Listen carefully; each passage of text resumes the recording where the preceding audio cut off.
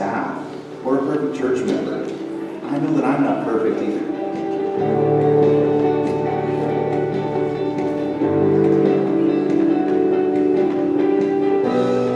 I am a church member. I will not let this church be about my preferences and desires.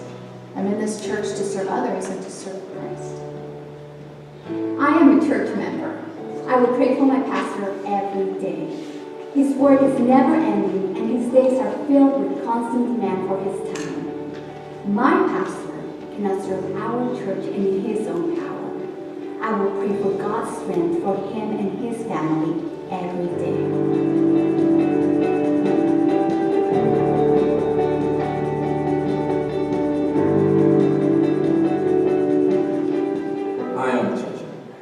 Not the kind of membership as in a civic organization or a country club, but the kind of membership given to us in 1 Corinthians chapter 12, where Paul states that we are all the body of Christ and individual members of it. And I'm reminded that if one member suffers, then all the members suffer. If one member is honored, then all the members rejoice in it.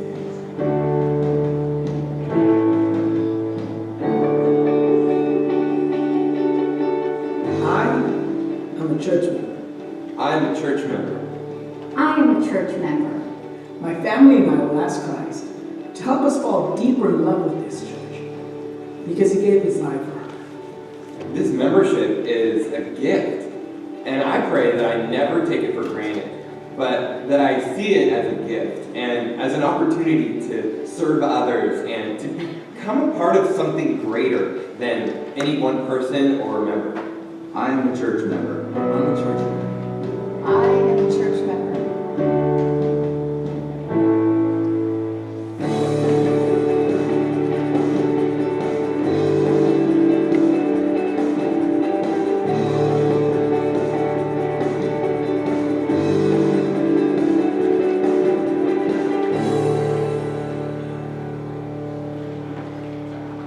So this morning, I have asked Miss Jolyn to come up and share some stuff with you because we are going to be talking about praying for your leadership and your pastor.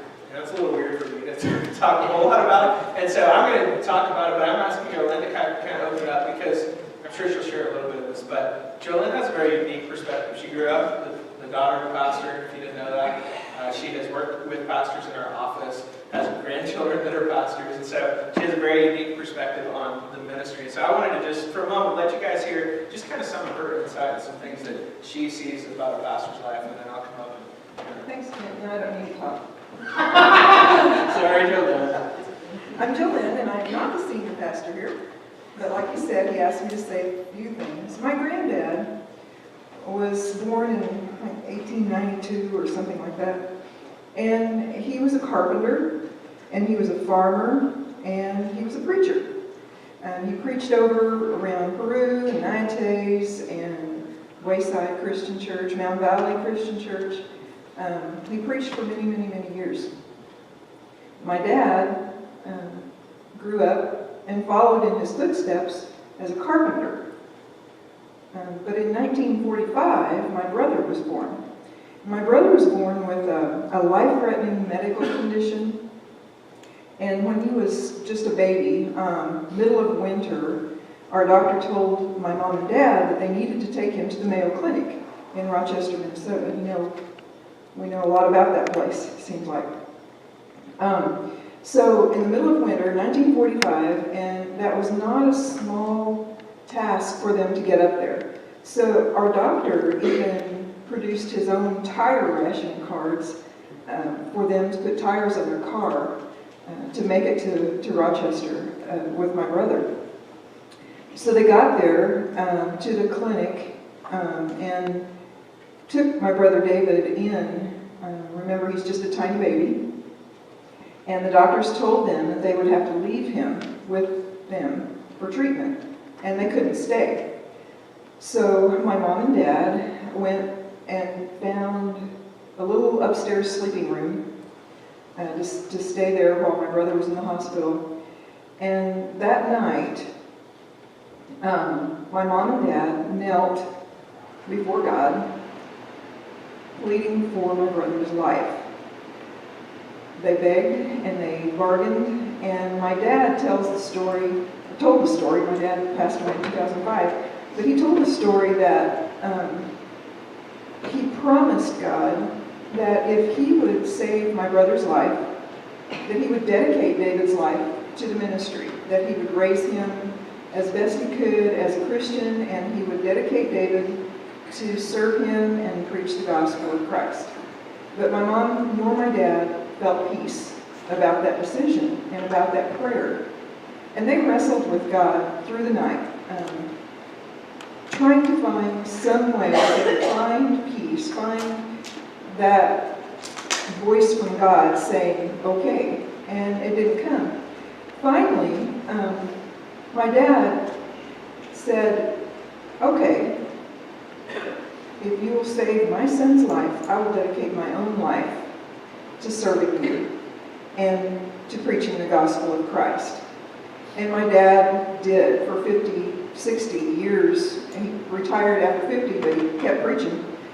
And so for about 60 years, my dad preached the gospel and lived his life as a dedicated warrior for Christ. But that brought in a different stage of the story, because that meant that we were preachers' kids. We were raised in a preacher's family. Some of you know what that's like, being raised in a preacher's family. We were different. Why is that funny? Amen. Why is that Have to funny? say it. That shouldn't be funny, guys.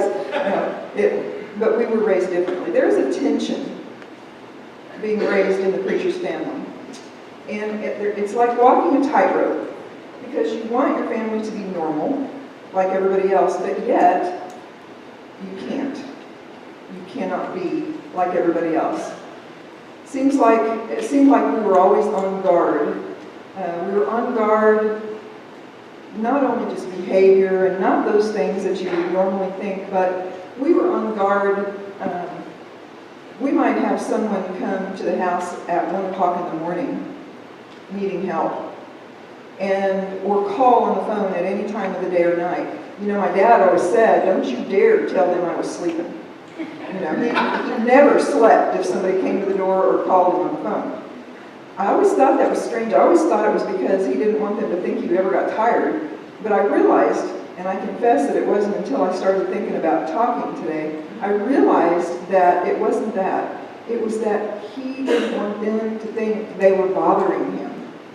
That never did he want his church people to think that he was put out by their needs. He was always there for whatever they needed. So many stories about that. We had to be on guard. We always had to have the house clean, because you never knew when somebody was going to drop in on a Saturday morning to get married. My dad married so many couples right there in our living room. It was awesome. We got to be the witnesses and everything. It was really good. But the house always had to be clean. That was hard. It was a tension to go along with all the other stuff that we had to watch and be careful of. On Saturday nights was especially tense, because that was when my dad was in the study. And if my dad was in the study, we were very quiet. We didn't make a noise. We didn't play loudly. We were very quiet, because that was when my dad was polishing off his sermon. Maybe you know about that, Jim. Maybe not. I don't know. Maybe we can't let him do that. I don't know. However, There's no polish. it's that way at the office. Yeah, it's that way at the office. But anyway, there's a tension that is just there, and it's not a bad thing. It's just there. Also, something that we strive for and was hard for us was balance. We had to balance the church needs against the family needs. You know, most of you have lots and lots of family needs, and that's hard enough. But when you balance the church family needs with the family needs, that really is hard sometimes. We never wanted to make the family at church feel like they were less a part of us than our family at home. and we try very hard not to do that. There are also church expectations against the family expectations. We would go on a vacation, but we might not get to finish that vacation because we might have to go back for a funeral or some unexpected disaster that the church needed. And we were always ready to do that. It was a good thing, but it was a tense thing. I know that there had to be many, many people praying for us and for our family, because through all the pitfalls and the storms that we went through, there was nothing that kept my dad from preaching the Word of God, and nothing that kept him from pursuing that very last person that he thought might accept Christ. I remember him telling the story about Mr. Blue over at Wayside. He was the one hard person that never wanted to give up, never wanted to let go. But before my dad died, Mr. Blue was baptized and did become a Christian. And he was in his 80s maybe. And it was quite a thing for my dad to feel like he had done the very last thing he could possibly do. But while he was talking to Mr. Blue, our family was at home by ourselves. So don't forget to pray for our preacher and his family. I think that we should pray collectively for them, of course, as a family. But don't forget to pray for Kent Wagner specifically. Pray that he will guard his heart, and pray that he will listen for that peace, that the same peace that my dad felt when he actually saw the vision that God had for him. Pray that Kent would feel that peace when he prepares and makes plans for us. Pray for Jenny. Pray for Jenny Wagner, because she needs to be strong for Kent. She needs to be strong for us, but her first job is to be strong for her husband and for her children. And I don't ever want Jenny to feel like the church is her rival, that she has to compete for our attention or our affection with Kent, because her first and his first responsibility is to each other and to their children. Pray for their children. Pray for their children. I know, because I was one. Pray for their children. Pray for Peter Wagner. Pray for Piper Wagner, Parker Wagner, and Simon Wagner. Pray for them specifically, that whatever trials, and they will come up against trials, believe me. Whatever trials they come up against, that the tension will never be so great that they fall. Because they won't if you're praying for them. Their parents pray for them. I had the opportunity to, Angela and I watched them one evening, and their bedtime routine is spectacular. They pray, and they sing, and they read the Bible. This is what they do every night. Help us to honor them by praying that those routines never stop, even through the tension of raising those kids. Please pray for them every day. I wouldn't have traded my life as a preacher's kid for anything in the world, anything.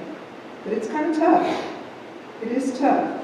And you feel like you do live in a glass house, and you are seen more than other kids are seen. But you know what? That's okay. That's okay, because it helped us stay honest and be accountable to someone. Give them your support. And when you feel like, when you're praying for them and you don't feel peace about something, maybe that's God's urging that you need to talk to them and ask them what they need to be prayed for. Maybe God's trying to tell you something that you specifically, you're the one that's going to pray for that one thing. I don't know what else to tell you, except that my brother did survive. He lived to he had a small business in Coffeyville, but he was also a preacher. He preached at Wayside Christian Church and Mound Valley Christian Church. Of course, you know Jake, carrying on the legacy. It's hard, but it's the most blessed blessed life I could possibly think of having as a kid, growing up that way. Have I covered your sermon? Yeah, I'm done. All right. Let me get this. Yeah. Thank you, Jolyn. When I was a kid, I don't know if anybody liked to do this, but I loved going to the movies and sneaking a peek at other movies. Have you ever done that before? You get all nervous because you're opening the door and you know you're not supposed to be looking in, but you are, and you're, could go see that movie next. That's kind of what I hope today is for you a little bit, is sneaking a peek into something that is kind of rarely opened up for people to see. I want to share a little bit of kind of our own personal behind the scenes just for you guys, but I want you to know this is an incredibly difficult. I probably would not be preaching the sermon if this wasn't a chapter in the book, and I'm trying to, I've told you that we're using this book. I'm a church member, and I'm preaching through the chapters of that, and just kind of using the scriptures. It's kind of his outline. And so that's where this comes from this morning. And I just want to kind of be open and real with you guys, and hopefully give you some practical things that you can put into practice, kind of echoing the things that Joe and I talked about this morning. As I thought about this sermon, I was thinking about what's kind of the illustration that really sums up what it is that as a pastor I'm coming up here to talk to you guys about and ask you to do. And I was thinking about, there's this story in the Old Testament where Moses and the Israelites have come out of Egypt, and they have crossed through the Red Sea, and they've gone out into the desert, and God has been providing for them. They don't have water for 3 days, and God fixes their water problem. They don't have food, and God fixes their food problem for them. And they're out in the middle of this desert, and this group called the Amalekites come down and descend on the Israelites, and they are a warfare tribe, all right? So picture these guys coming out. They're coming out to these people who have been slaves their whole life. They have never had to stand up for anything. They never had to fight for anything before. Everything was provided for them. They were hard workers. They were laborers. But they knew nothing about warfare. They knew nothing about fighting. God speaks to Moses, and Moses comes and talks to Joshua, and he says, gather an army and go out to fight the Amalekites. Actually, the Amalekite story will play out through several, generations into the story of the Israelites.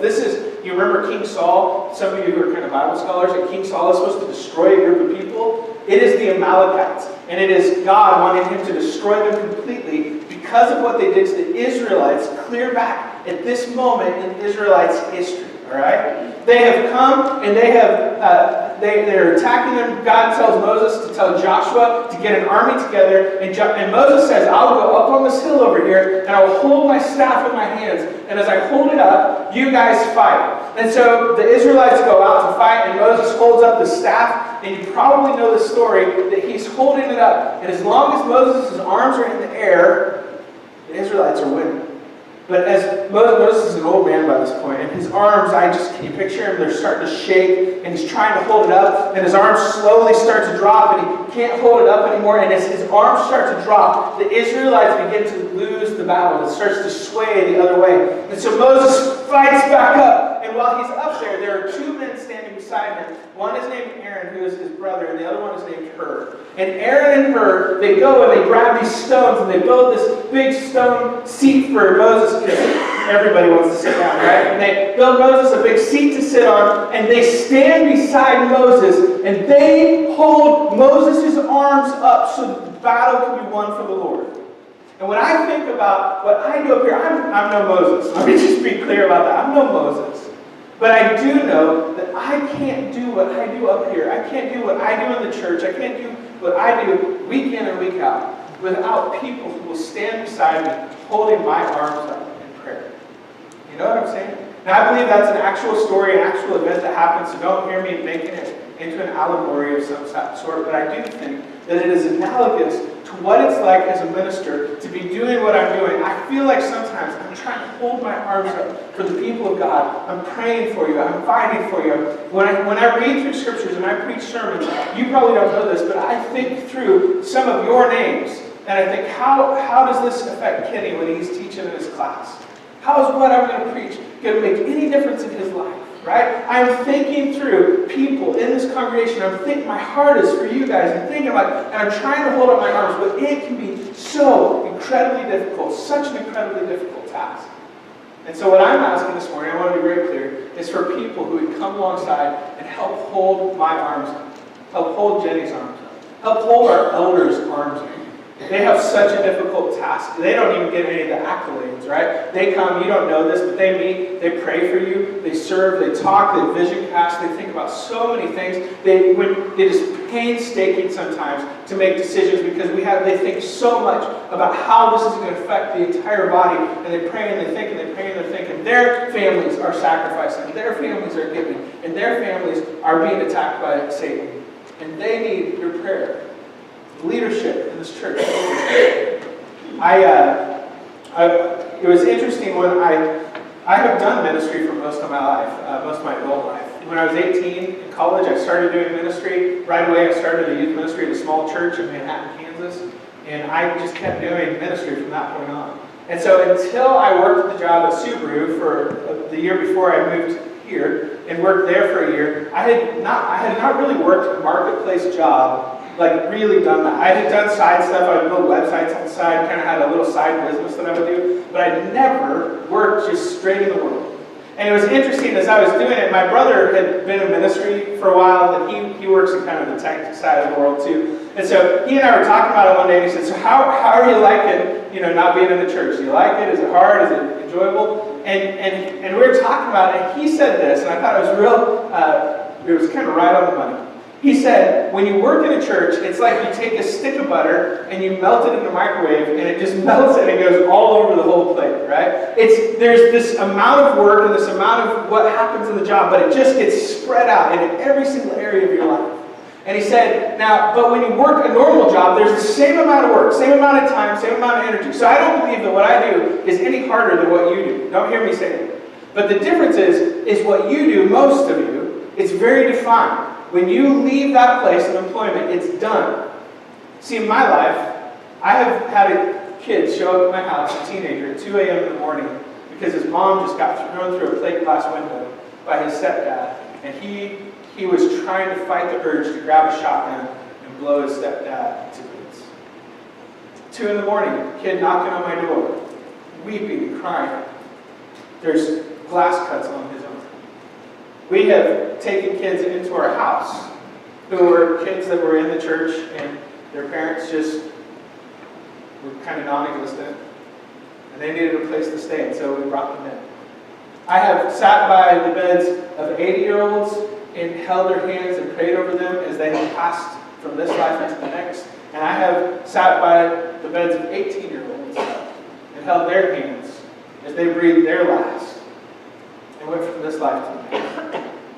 I have had to counsel couples that are raging with one another, and I've gotten the privilege of standing in the front of a sanctuary and starting that relationship for them that someday will be raging and saying the I do's. I have this weird job that doesn't just start and stop every day. It ebbs into every single area of my life. And I'll be honest with you, more so in a small community than a big community, because in Wichita, we could go places and nobody knew us. I don't think there's a place that I go here where I don't know somebody, right? That's not bad. I love that. Please don't hear me saying any of this is a bad thing. I just want you to understand, because if you are going to pray for us, you need to understand what it really is like. It is a piece of butter that has been melted and it spreads all over the plate.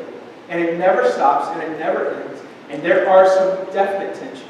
So this morning I want to just real quickly look at some things that you can pray for your spiritual leaders. All right? These are 3 things that everyone can pray for the elders, pastors, and staff of our church.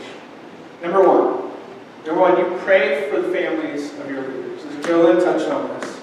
1 Timothy 3:5 says this: if anyone does not know how to manage his own family, how can he take care of God's church?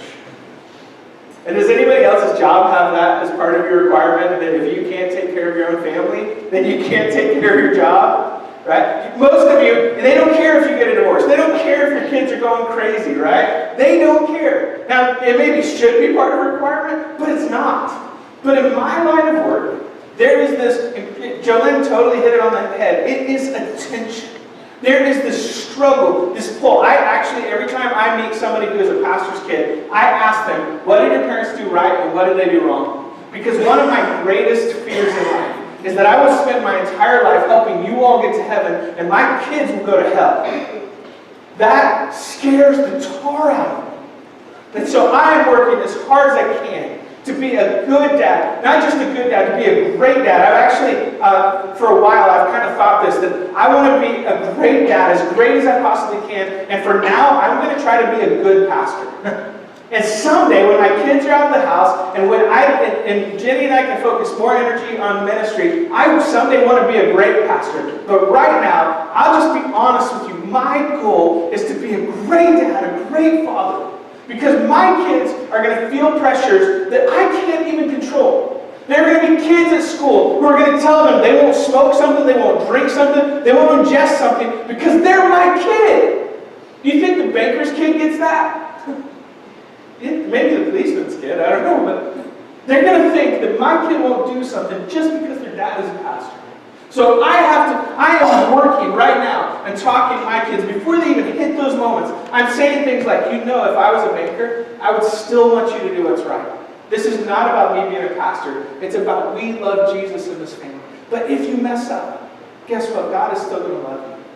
I'm very aware of, I've loved this. Nobody in our church has ever once said, hey, your kids are running in the hallway. You're the pastor. Don't you think you should stop that?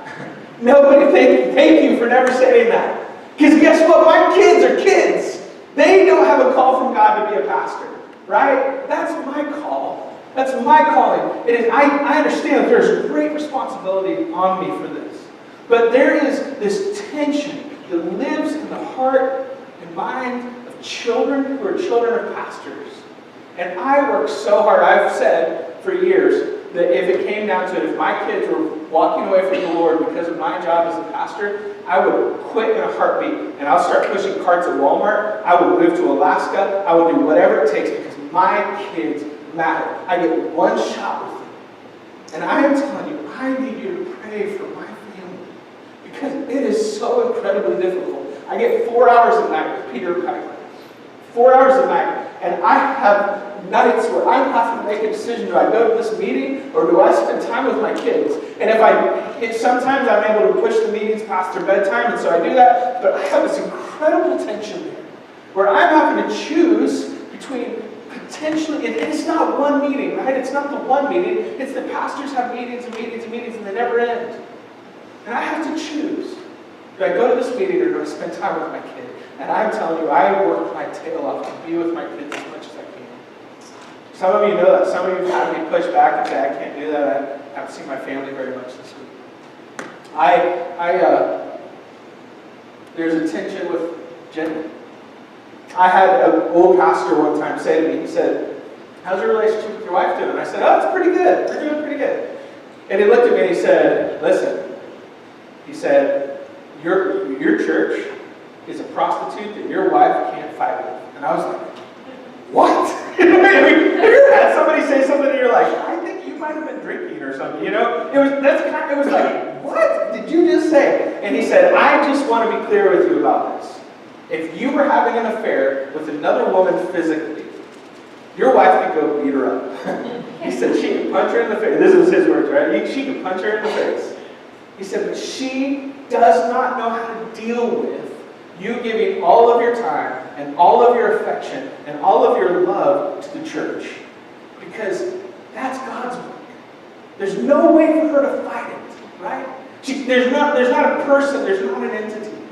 And what really hit me as I studied the scriptures more, and I realized what the scripture calls you all. Do you know what the scripture calls the body of Christ? There's another analogy that's used. It's called the bride of Christ. Yes? It hit me that Jesus has a bride. It's you guys. It's me. It's his body. We're his bride. And I have a bride. And my responsibility is to that bride right there. I have got to be the man who gives himself for her, who sacrifices for her, who chooses her above everyone else. Right? Jesus did that for his bride. But we need your prayer because it is a tension in my life. It is so hard It's so hard sometimes because I come home and I know she needs me. I know she wants me. And I know that there are a million other needs here. I'm not saying that the needs are bad. I'm not saying withhold. Kind of like Jolene was saying about not wanting people to know that you've been sleeping, is that I don't want you to say, well, we better just completely back up and get Jimmy. They're not doing well. We're doing great, all right?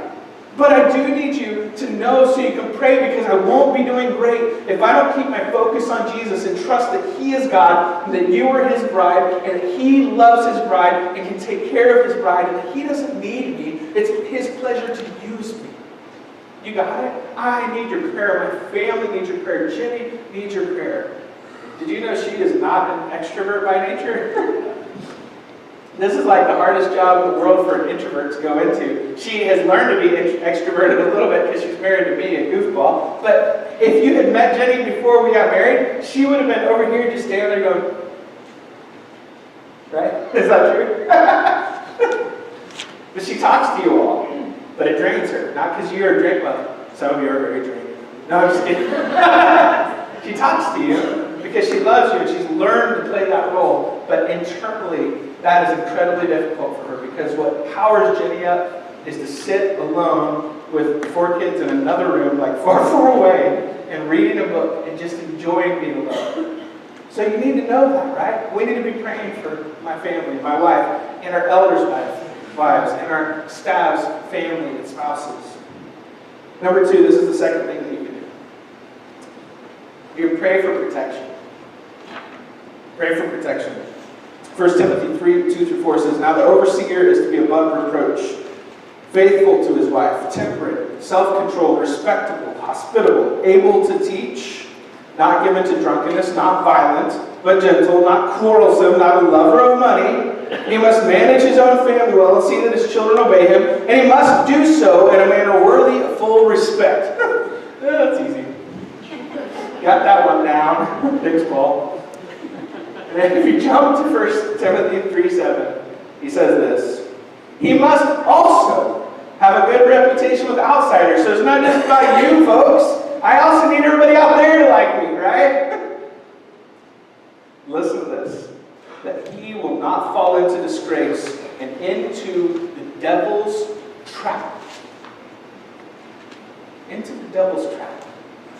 There is an entity that I completely 100% believe in that is evil in this world. It's funny, I've talked to people who are Christians who kind of are like, well, I'm not really sure if I really believe in Satan or the devil. But when I talk to people who are not Christians, who have lived kind of in the party scene, who have lived in that world, and I say, do you believe that there is an evil entity in this world? I've never had one of them say, no, I don't believe it. Every one of them's like, yeah, I've totally seen it, right? They have lived it. They know it's real. You see, there is a trap that Satan is trying to lay for me. He is trying to take me out, because if he takes me out, he gets my family, and he gets some of the people in my church family, because some of you still place your faith based on what your pastor says, not what the scripture says and who Jesus is. Now, I get that that's part of what it is to become mature in Christ, and there's a place where I need to say to you, follow me as I follow Christ, like Paul said, but there is this place where there's this trap that Satan wants to set, because if he can take me down, he'll take so many in the church down with him. I talked to a guy this week who was just telling me that he went to this church, and the church had some issues, and he and his wife just bolted. They're gone. They just didn't want to have to deal with it. You ever been in that situation? There are 3 things that I call them the 3 Ps that pastors get struck with generally, and this is where pastors fall. So if you want to pray protection, and you want to pray against kind of the devil's schemes, these are the 3 Ps that you can be praying against. 1 is pastors put stuff in their pocket that isn't theirs, right? So pastors take money that is not their money. Does that make sense? They put stuff in their pocket that's not theirs. This is why my policy is I will not touch money in the church. If you try to give me money, I'll be like, I don't touch it. I won't touch it, sorry. Because I just want to protect myself against that. One of the other ones, and this is a little crude in the way I'm going to say it, but it is true, is that they pull their pants down for somebody who's not their wife. This is one that is serious, and you guys know this to be true, that there are ministers who have lost their credibility because they have allowed their sexual addictions, their needs, to take them away from their life. I guard against this. I will not meet with a woman by herself. I will not drive a woman home. I will not be in the office. If I can at all do anything about it, I will not be alone with a woman other than my wife. Because I want to protect that. But you know what? I need your prayers for that. The last P is power. Pastors allow power to go to their head. Which is so funny because what Jesus called me to be is a servant, right? He called me, if I want to be great, I need to be least. We talked about that last week. And so I try to guard against this by being accountable to men who are godly men, who are our eldership, who have the authority to speak and say and do anything they need to in my life. If they say to me, shoot, you're done, I'm done. I'm accountable to them. But I need your prayers. Our eldership needs your prayers. Because Satan wants to trap us, because if he can take me out, if he can trip me out, who else is that going to trip up? It's not really about me. I'm not egotistical enough to think that I'm some big threat to Satan. The threat is about the office. And some people perceive the office of pastor to be one and the same with the person. Does that make sense to you guys? This is the third one. Pray for physical and mental health. I need you guys to be praying for wisdom. Pray for peace and a sense of God's direction. I was telling Jolene this week that there have been times in my leadership when I have made decisions because I felt like my role, I had to make decisions because there was pressure to make the decision. Not because I felt like God was calling us to do something, not because I felt like God was directing it. I just felt like there was pressure to make, this was years ago, but I felt like there was pressure to make this decision. And I've come up with kind of this guideline in my life where I say, you know what? If I don't have a certainty that God is calling us into a certain direction, He's been speaking this in, that there has been other people who have clarified that and said, yeah, I feel that too, then it is okay to slow down and to wait. But I have to be honest with you. My tendency is to want to get stuff done. And so it is hard for me to slow down and wait. And I need your prayers. I need your prayers for physical health. I honestly do not do well when people come up and try to give me the gentle, nice nudge of like, hey, you're looking nice. Have you been working out? I think it'd be good for you to work out. I don't do well with that. I'm like, no, I'm never going to work out. Sorry for you. I know I got some flubber on me. No, come on now.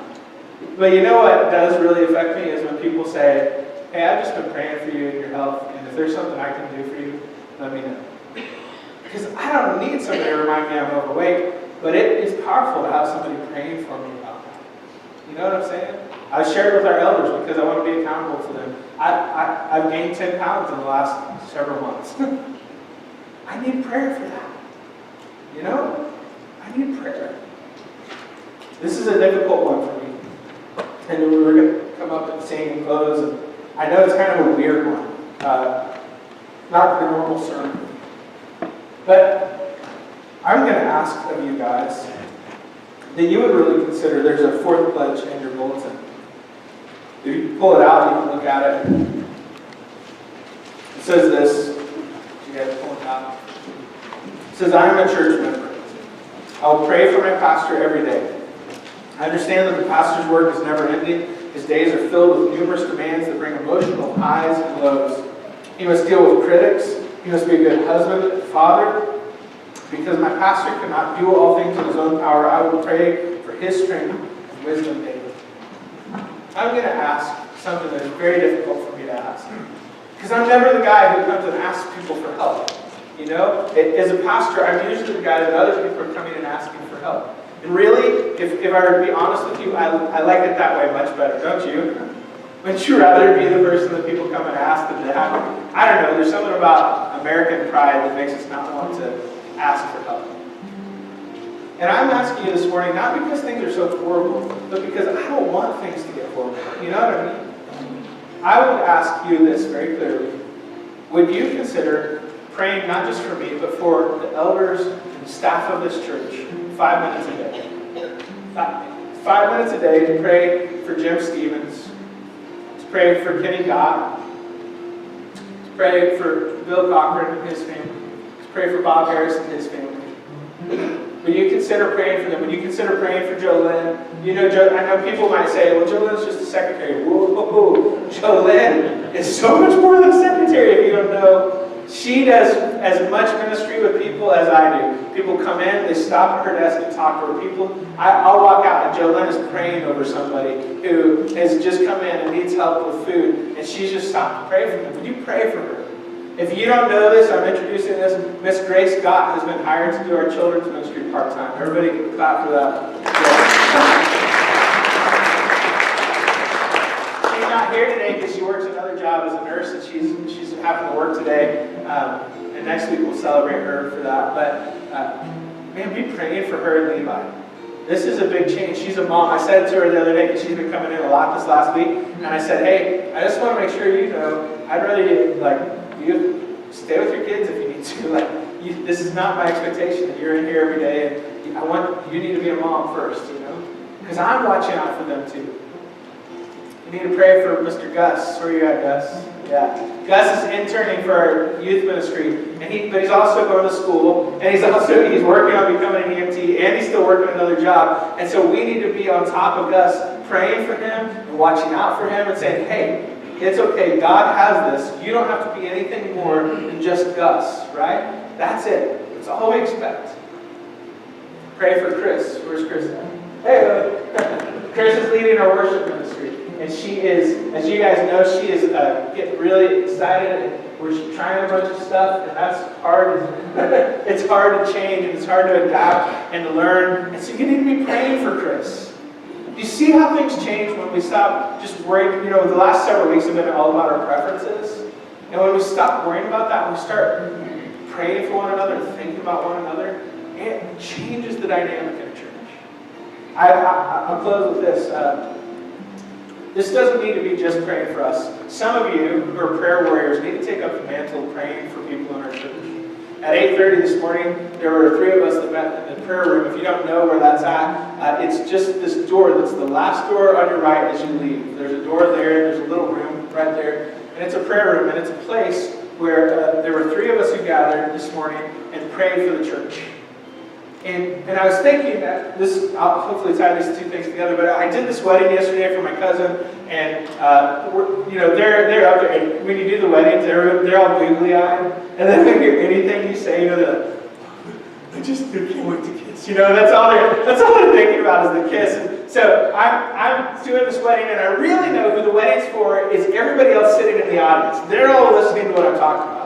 And in the message, I talked about how there are these selfish whispers that draw our ears to them. And the selfish whispers are all about our needs and how our needs aren't getting fulfilled, and why isn't the other person doing what we want, what we need. And you all have felt that before in your relationship, haven't you?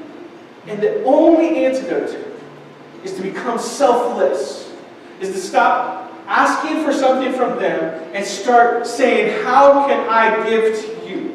How can I make your day better? What can I do for your life to infuse you with life? That's the only antidote. If you try to come against it with, well, you're not doing this for me, do you know what happens? You end up divorced in 10 years. Yeah? The only antidote is to give of yourself selflessly and to know that you may give and give and give and never get anything in return. But I can guarantee you, if you go into that selfishly and you fight it and you fight it, you will never get out what you want. I think the same is true for the church. That when we give up thinking about what it is that we want and we start to say, how can I serve? How can I give? How can I pray for you? It changes the entire dynamic of the church. So next week at 8:30 in the morning, if you're not doing anything and you're an early riser, why don't you get up and come in here and pray with those folks who are pouring their heart out to the Lord. They're not doing it because it's fun to get up earlier and be in church earlier. They're doing it to sacrifice and to give. This morning, I just want to challenge you. This stuff isn't easy. This stuff isn't easy, but it is life altering.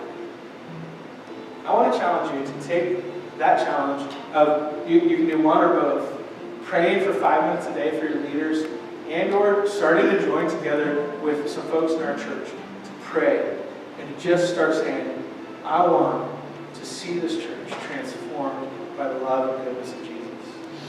Would you guys stand with me and worship this morning? I encourage you to just take some time to do business with God, to talk with Him, and engage with Him during this song about what it is that He wants in your life.